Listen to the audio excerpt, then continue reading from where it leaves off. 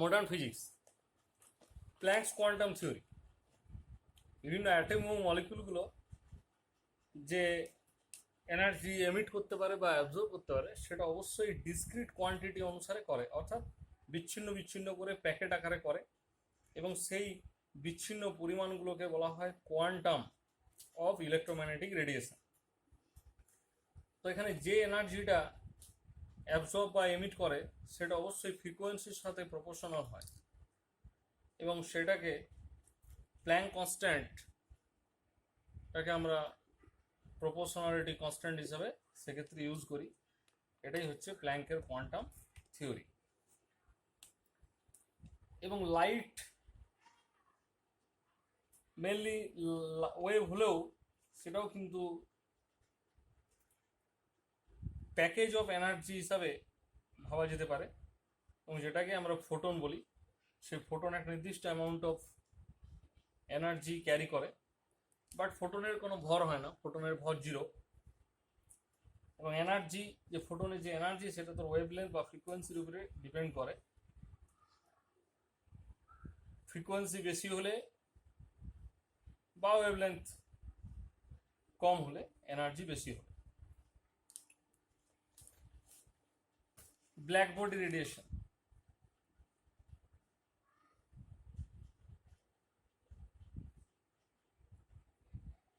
যে সমস্ত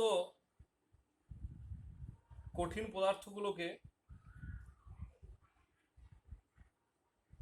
গরম করলে যদি সেখান থেকে সমস্ত রকমের রেডিয়েশন বা সমস্ত রকমের ওয়েভলেন্থ সেখান থেকে রেডিয়েট হয়, তখন সেই রেডিয়েশনকে বলা হয় ব্ল্যাক বডি রেডিয়েশন।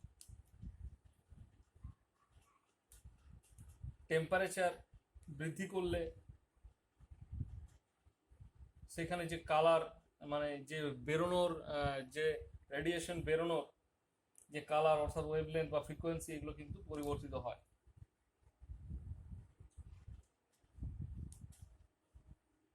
এবং ব্ল্যাক বডি যদি আইডিয়াল ব্ল্যাক বডি হয় তাহলে সেখান থেকে সমস্ত রকমের রেডিয়েশন বেরোতে পারে। ফটো ইলেকট্রিক ইফেক্ট,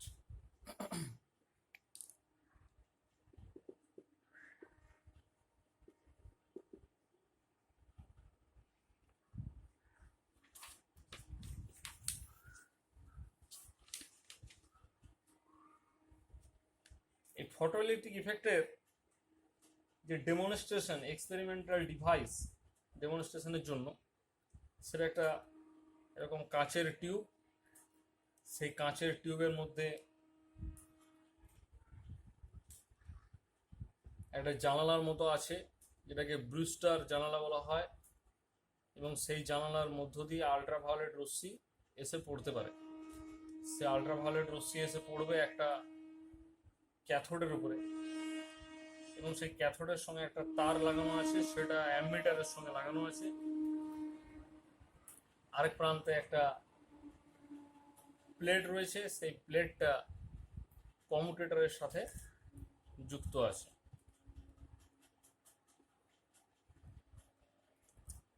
এই কমিউটেটর আবার সাপ্লাইয়ের সাথে, high voltage supply, DC supply, তার সাথে যুক্ত থাকবে, এবং সেই ভোল্টেজ দেখার জন্য একটা প্যারালালে ভোল্ট মিটার লাগানো আছে।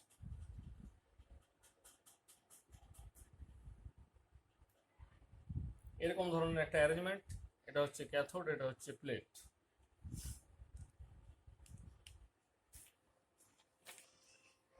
কারেন্ট দেখা যাবে অ্যামিটারের মধ্যে, অর্থাৎ এইখান থেকে আল্ট্রাভায়োলেট রশ্মি এসে ক্যাথোডে পড়বে, এবং ক্যাথোডে পড়ার পরে এখানে ইলেকট্রন নিঃসরণ হবে।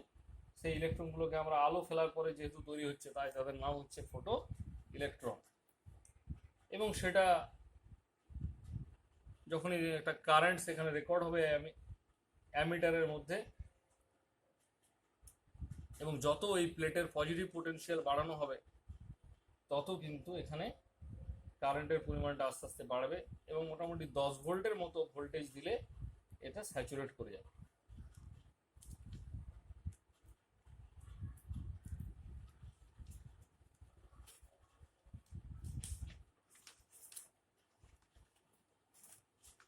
এই ফটোইলেকট্রিক ইফেক্ট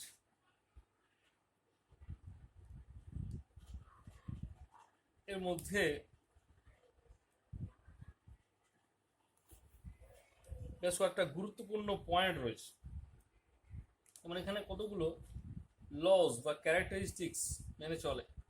যেমন এখানে যে নাম্বার অফ ফটো ইলেকট্রনস বেরোবে, সেই নাম্বার অফ ফটো ইলেকট্রনস বেরোনোটা লাইটের ইন্টেন্সিটির সাথে প্রপোর্শনাল, এবং ইফেক্টটাও ইনস্ট্যান্টেনিয়াস, অর্থাৎ তাৎক্ষণিক, সাথে সাথে ঘটে।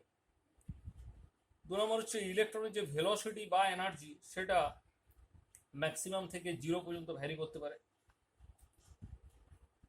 এবং ইলেকট্রনের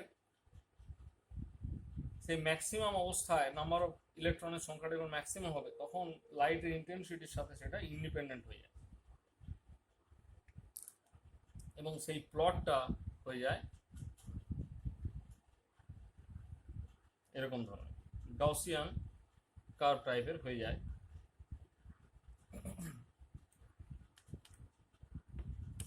এছাড়া কোনো ইলেকট্রনের যে ভেলোসিটি ইন্টেন্সিটির উপরে ডিপেন্ড করে না, বাট ফ্রিকোয়েন্সির উপরে কিন্তু অবশ্যই ডিপেন্ড করে। ফ্রিকোয়েন্সি যত বাড়বে, ভেলোসিটি বা এনার্জি তত বাড়বে।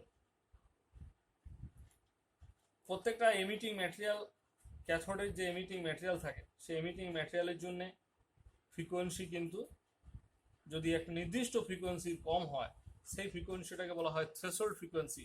সেই থ্রেশহোল্ড ফ্রিকোয়েন্সি থেকে কম হলে কোনো ইলেকট্রন এমিশন হবে না। অর্থাৎ এটা আমরা একটা গ্রাফের সাহায্যে দেখাতে পারি। এইটা যদি ফ্রিকোয়েন্সি হয় আর এদিক বরাবর যদি এনার্জি হয়, তাহলে এই যে মিনিমাম যে ফ্রিকোয়েন্সি নিউ 0, এই ফ্রিকোয়েন্সির নিচে কিন্তু কোনো এমিশন হবে না। এটা একটা স্ট্রেট লাইনের ইকুয়েশন মেনে চলে।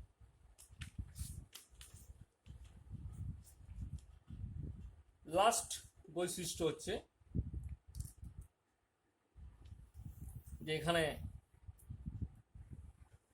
আমরা যদি কারেন্ট ভার্সেস পোটেনশিয়াল প্লট করি, তাহলে আমরা দেখব যে একটা নির্দিষ্ট ফ্রিকোয়েন্সির আলো যদি পড়ে, তাহলে ভোল্টেজটা এমন একটা ভোল্টেজ আমরা পাবো, নেগেটিভ ভোল্টেজ অবশ্যই, প্লেটের যে নেগেটিভ ভোল্টেজে আর ইলেকট্রন নিঃসরণ হবে না, অর্থাৎ কারেন্ট পুরো 0 হয়ে যায়। সেই ভোল্টেজটাকে আমরা বলবো স্টপিং পোটেনশিয়াল, এবং তারপরে কারেন্টটা একসময় স্যাচুরেট করে যাবে। এরকম বিভিন্ন আমরা প্লট পেতে পারি 3টে ডিফারেন্ট ইন্টেন্সিটির জন্য, I1, I2 এবং I3, যেখানে অবশ্যই I1 less than I2 less than I3। তাহলে এটা কিন্তু IV প্লট 3টে ডিফারেন্ট ইন্টেন্সিটি I1, I2 এবং I3 জন্য। যে কোনো ইন্টেন্সিটি দেওয়া হোক না কেন, স্টপিং পোটেনশিয়াল কিন্তু এক জায়গাতেই সবসময় পাওয়া যাবে।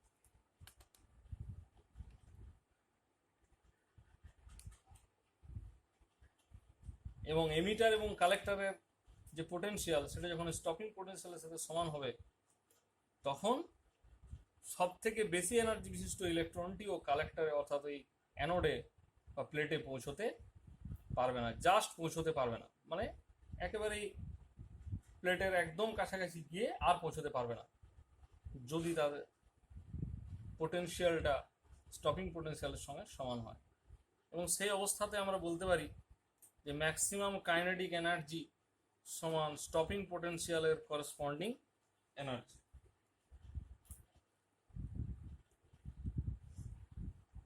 এবং স্টপিং পোটেনশিয়ালটা অবশ্যই ওয়েভলেন্থের উপর ডিপেন্ড করে, সেটাও আমরা একটা গ্রাফের সাহায্যে দেখাতে পারি।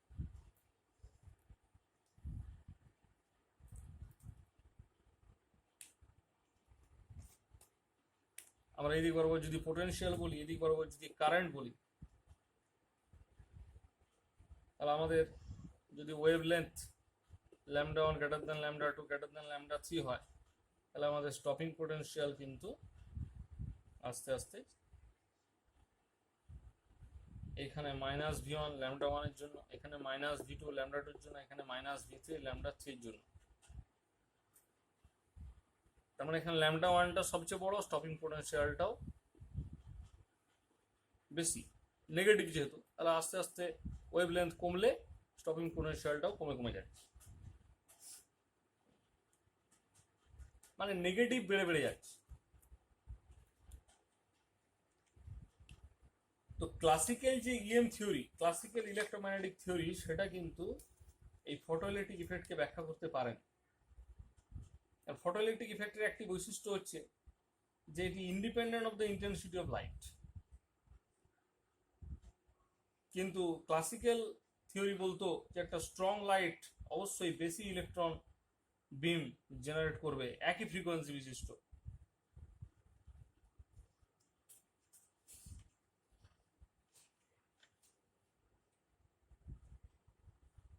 ক্লাসিক্যাল ওয়েভ থিওরি অনুসারে বেশি ইন্টেন্সিটি লাইটের এনার্জি বেশি, কম ইন্টেন্সিটি লাইটের এনার্জি কম,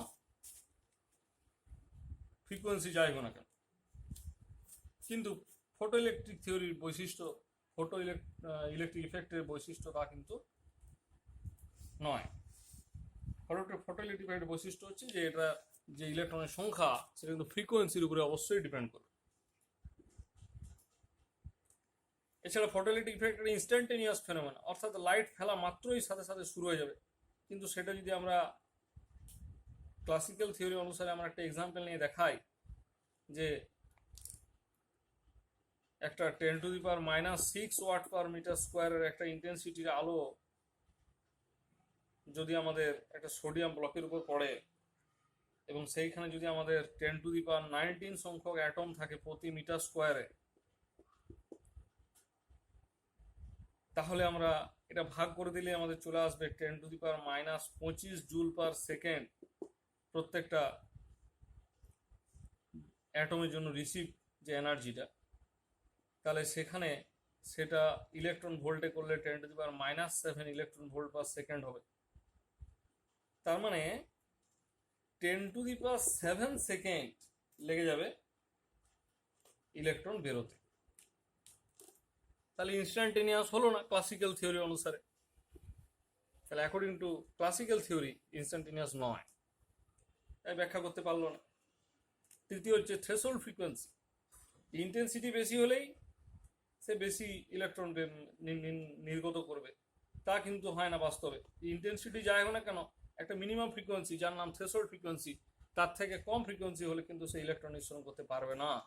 আলোটা যদি ইন্টেন্সিটি কম হয়, থ্রেশহোল্ড ফ্রিকোয়েন্সি বা তার থেকে বেশি ফ্রিকোয়েন্সি বিশিষ্ট আলো হয়, তাহলে সেটা কিন্তু ইলেকট্রন নিঃসরণ করতে পারবে। তাই এটাও ক্লাসিক্যাল থিওরি ব্যাখ্যা করতে পারলো না।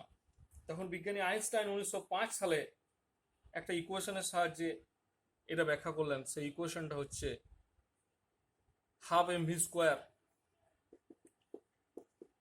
সমান h⁻ - h⁻0, বা নিউটাকে c/λ লেখা যায় আর এটা c/λ0 লেখা যায়।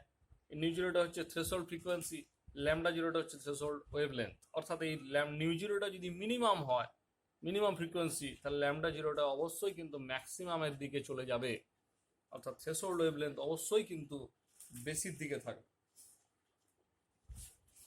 এছাড়া এই h⁻0-র আরেকটা এক্সপ্রেশন আছে। h⁻0কে আবার বলা হয় ওয়ার্ক ফাংশন এনার্জি, বা এই ½ mv max যদি বলি, তাহলে সেটা আবার স্টপিং পোটেনশিয়াল EVS/EV0 দিয়েও লেখা যায়। তাহলে আইনস্টাইন ইকুয়েশনকে এই 4 রকম ভাবে লেখা যেতে পারে।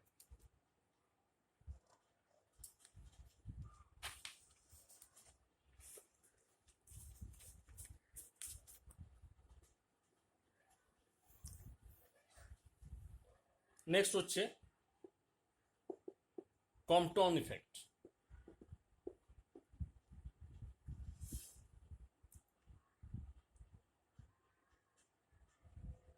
একটা ইলেকট্রন দ্বারা যদি একটা ফোটন স্ক্যাটার্ড হয়ে যায়, সেই ঘটনাটাকে বলা হয় কম্পটন ইফেক্ট। এই জন্য এর আরেক নাম কম্পটন স্ক্যাটারিং। এবং সেখানে যে ফোটনটা স্ক্যাটার্ড হবে, সেই ফোটনের ওয়েভলেন্থটা ইনসিডেন্ট ফোটনের ওয়েভলেন্থের থেকে চেঞ্জ হয়ে যায়, ওয়েভলেন্থটা বেড়ে যায়। এই ওয়েভলেন্থের শিফট হওয়াটাকে বলে কম্পটন শিফট। ন্যাচারালি এটা হালকা অ্যাটমের ক্ষেত্রে হয়, আমরা একটা হালকা অ্যাটম নেব, সেটা কার্বন অ্যাটম হতে পারে। তারপর সেখানে ইনসিডেন্ট রেডিয়েশন আমরা একটা যদি দেখাই এইভাবে, ফোটনের এটা সিম্বল, তার এনার্জি সমান এইচ নিউ। এই যে ডিরেকশনটা সেটাকে আমরা জেড অ্যাক্সিস বলতে পারি, কেউ এক্স অ্যাক্সিসও বলতে পারে। এবং সেই যে ইলেকট্রনটা, এইখানে যে ইলেকট্রন আছে অ্যাটমের মধ্যে, তাতে ধাক্কা খেয়ে স্ক্যাটার্ড হলো, ফোটনটা একটা অ্যাঙ্গেলে চলে গেল, এবং সেইখানে এনার্জিটা হয়ে গেল এইচ নিউ প্রাইম, অর্থাৎ ছিল এইচ নিউ, হয়ে গেল H nu prime scattered photon. যে অ্যাঙ্গেলে স্ক্যাটার্ড হলো সেটা ফাই অ্যাঙ্গেল ধরলাম, তাহলে ফাই হচ্ছে অ্যাঙ্গেল অফ স্ক্যাটারিং। আর ওখানে যে ইলেকট্রনটা, সেই ইলেকট্রনটাও ছিটকে অন্যদিকে বেরিয়ে গেল, সেইটাকে বলা হবে রিকোয়ার্ড ইলেকট্রন, এবং সেখানে যে অ্যাঙ্গেলে হলো সেটা হচ্ছে থিটা। ইনসিডেন্ট রেডিয়েশনের লাইনের সাথে অ্যাঙ্গেলগুলো ধরা হলো।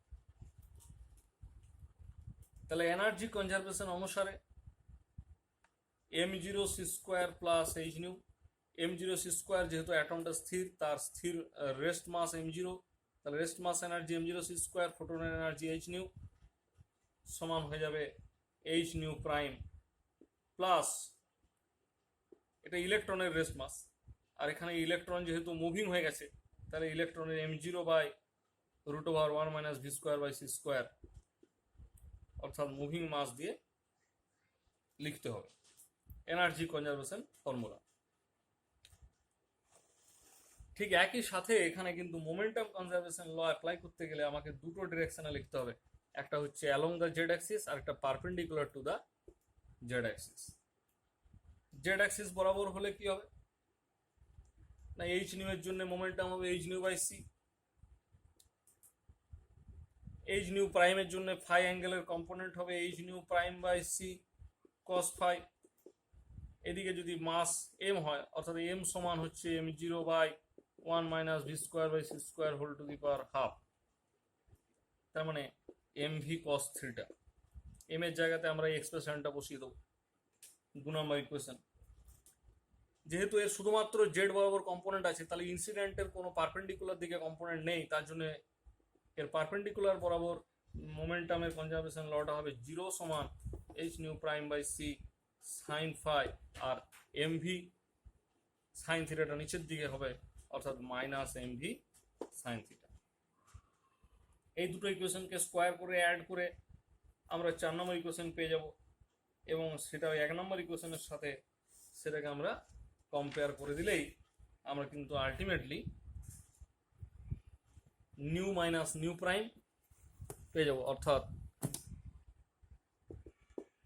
বা ল্যামডা প্রাইম মাইনাস ল্যামডা পেয়ে যাব। তার এক্সপ্রেশনটা হবে h/m0c into 1 - cos phi.